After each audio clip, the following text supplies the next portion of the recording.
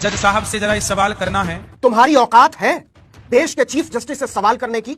छठी fail Anirudh Ram Tiwari और अनिरुद्धाचार्य, क्या है तुम्हारी औकात? सिवाय इसके कि तुम औरतों के बारे में घटिया बातें करने वाले लुच्चे हो, दलितों, पिछड़ों, आदिवासियों के बारे में गंदी बातें करने वाले लफंगे हो, संविधान में विश्वास न रखने वाले गुंडे मवाली हो। इसके अलावा हो क्या तुम, अनिरुद्ध राम तिवारी? तुम काहे कुर्सी तोड़ रहे हो जज की?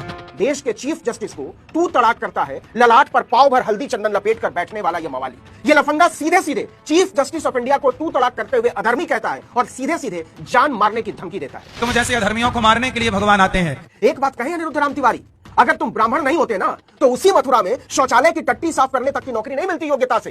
हालांकि काम कोई भी छोटा या बड़ा नहीं होता, लेकिन तुम्हारी योग्यता इतनी भी नहीं है। छठी फेल हो तुम अनिरुद्धाचार्य, सफाई कर्मचारी के लिए अप्लाई तक नहीं कर सकते और अपने आप को घोषित कर दिया आचार्य। किसने बनाया आचार्य? लंपट लाल।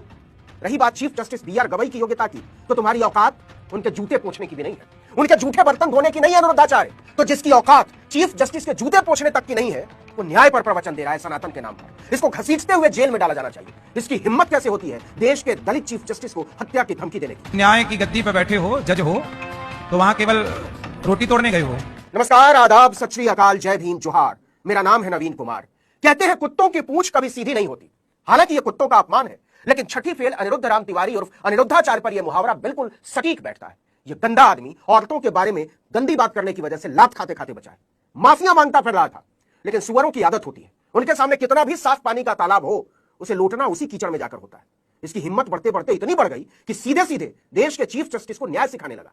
कह रहा है कि तुम सुप्रीम कोर्ट के चीफ जस्टिस के तौर पर कुर्सी तोड़े। ये सब काम भगवान ही करेंगे, तो तुम काहे कुर्सी तोड़ रहे हो? कुर्सी तो तुम तोड़ रहे हो। छठी फेल अनिरुद्धाचार्य, शुद्ध मुफ्तखोर हो तुम।